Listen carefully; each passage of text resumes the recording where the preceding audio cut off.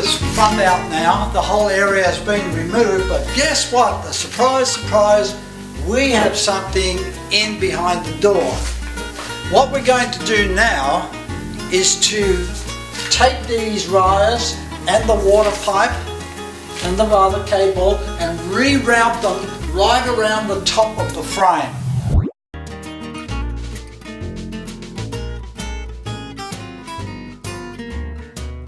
We're going to do them in two stages. First of all, we're going to cut off the power to the whole house because we don't know where this goes. I've just connected the house supply, and that's including not only the grid, but this house has got a solar system as well. So it's really important that you disconnect not only the grid but the solar system too. Anyway, what we've done here is we've cut the cables. I've separated the cables now. I've terminated this one here because this is now the live cable coming from the supply line. The thing now is to be able to mark on this wall the exact points we need to cut on the other side of the wall, so that the thing we cut out there is going to be exactly to match the hole that we've made here. Now what I've done, I've marked in here, right here, a distance out here which is the equivalent distance of this stud. So we've got two studs here, one which is going to sit the header on top of it. So I've marked that out here, and we're going to drill right there through the other side. That will give us our top marker for where we're going to cut the panel. So I've measured across here 31.5 inches, which is the width of the actual door frame, plus a ½ inch each side, which is 1 inch. So it's 32.5 to this point here. So that's where we're going to make a hole straight through into the wall on the other side. On this side of the wall is to make up a plumb drop here. I'm going to drop this plumb bob down, and this will determine the bottom point of where we need to make our bottom hole. Right there. The reason why I'm cutting a little higher here is because I'm going to cut this out with a circular saw, and that will enable me to go really fast around the whole cut, but you can't go right down the bottom. This is the outside edge. There we are. So what we're going to do now is put our little cone or our little shield, a little cocoon here, so when we saw this thing, it's just not going to send a cloud of dust through the house. Okay, that's enough for the moment. Let's do this. So here we are, job's all done. Absolute fog in there. And let's see what it looks like in a few minutes.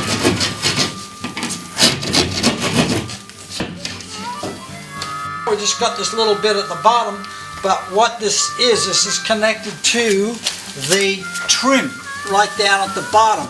And this trim has got glue in it. It's got sealer in it, so we're gonna have to put a knife through there to cut that through, even though that's going to be removed, that piece, for when we put the door in. We need to change this water pipe position. What we need to do is to fit these devices in. These are little elbows, well, they call them shark bites, and they're really brilliant for this type of work. And this is a ½ inch water pipe, so it's going to work right into that really well.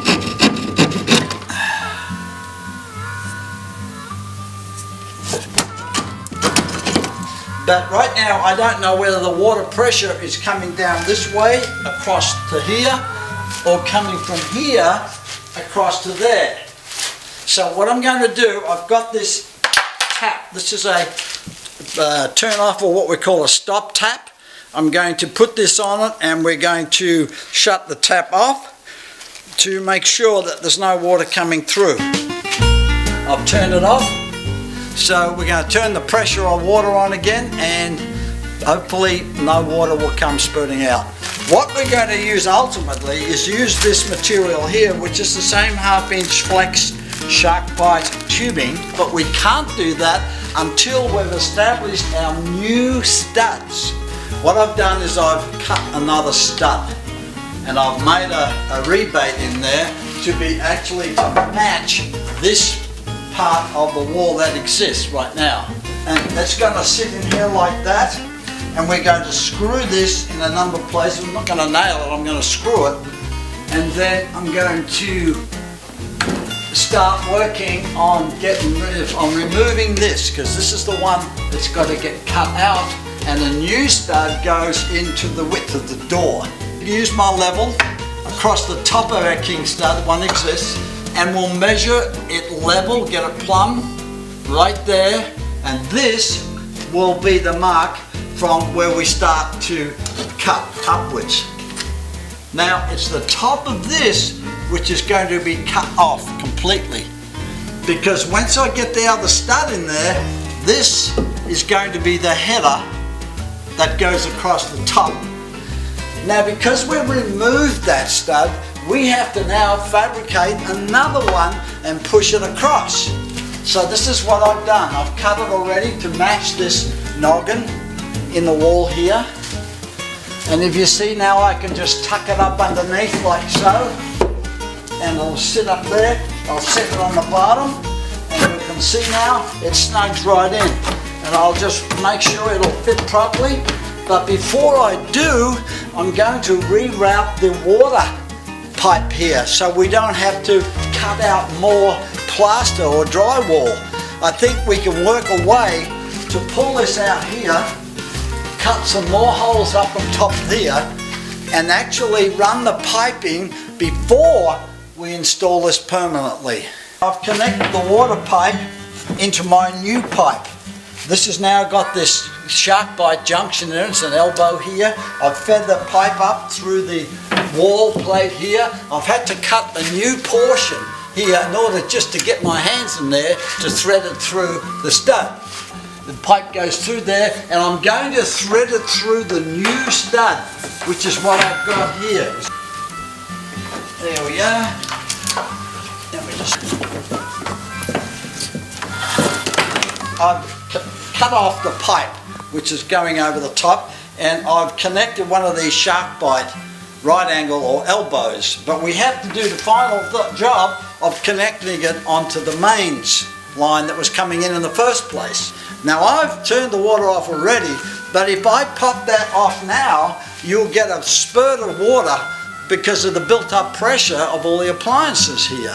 So what we do, we go over to the sink here and we relieve the pressure by turning on one tap until it stops. We've turned the water on again and no leaks. All we need to do now is push the stud in place. This again is the master stud that's going to go right up to the top of what we call the top plate, and I'm going to push this in now and secure it. There's another one that's got to go in here, and that is the king stud, which is going to provide the support for the header which goes across the top. The way to do that, I'm just going to countersink a few holes in here to give me a chance to thread a real long 3-inch screw right through, which will connect those king stud. If you drill a little pilot hole, I've got a little tiny drill here, it's a 1/8 drill, and I'm just going to put it right in the middle like that, and that gives you an easier chance to get those long screws right through both studs. Right. Whoa. That looks pretty good, huh? You know, one thing I've learnt, that if you really get some of these long screws and it's a really tight hole, you sometimes want to try a little lubricant for the screws to get them in the wood. What I've used consistently is some dishwashing detergent. How dumb is that? So what's happened in this case here is this stud here is way out of kilter. It's way out of kilter. It's way out of vertical. I'll fix this now together with the blocks, the spacers, and now this here is absolutely true. That is absolutely true there. It's level. It's absolutely plumb. This side here is absolutely plumb too. And now I've also measured between this plate here and the other side. It's 32.5 all the way up. So we are good to go. We're now going to make the 2 header plates to go across the top. There's 2 of them here because they're going on the vertical side. They're not laying down, they're going vertical. And I'm just going to tuck them in here like that. It's a pretty tight fit, but it's really cool. I've chamfered the edges of the top of these big things because we've got a water pipe here that's actually been a little too low to where we had our king stud. So I'm just going to now pop that in there, and look at that, and look at that, boom. And I'm just going to fix these here with screws for the side of these studs here, straight through this way to hold it in place. We have to take out the bottom plate of the wall here. This here we need to cut right flush down with the floor. Now, first of all, what we need to do is to pull the carpet away so we don't damage that. That's it, beautiful. We've got most of the wiring threaded through the whole system here, but what we need to do is to terminate it, at least to bring it out into these wall boxes that you see right here. Why don't we think a little open here and say, well, is there any time now or in the future we could use another power point, say in the other room, above the door for a fan? Now the answer is absolutely. Why not? The cost to put an extra box or an extra power point up there or a cable connector for cable TV is like $8. So let's do it.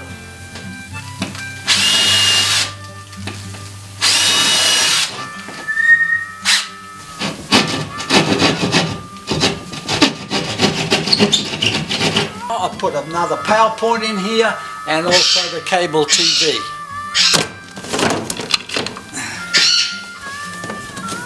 They're all now terminated, and I've also put another power point here for whatever reason, but you know what, if we're going to make a connection to terminate the wires, to rejoin them, let's make it practical and put another power point. You never know, power points are useful. On the other side, we're going to do the same here. I've now cut some tiles and laid these tiles in mortar, and that fixes the base of this doorway right here. Alright, this is the moment you've all been waiting for. We've got the right height, and now this is the next job that's going to be fitted.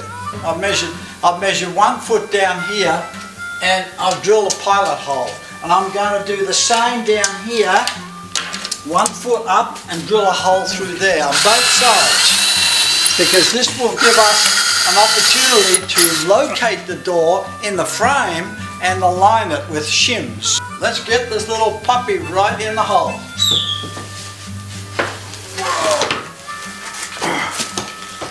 One of the most important things once we've installed the door, to get it aligned directly straight inside the frame.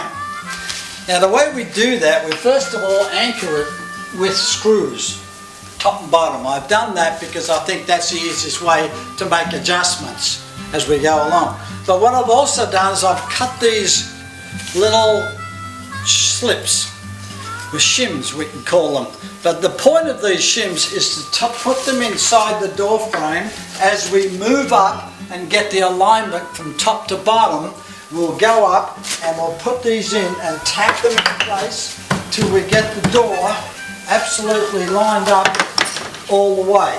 And we'll just do that slowly but surely till we get the alignment not only vertically but also this way. I'm just going to lock the screws in place.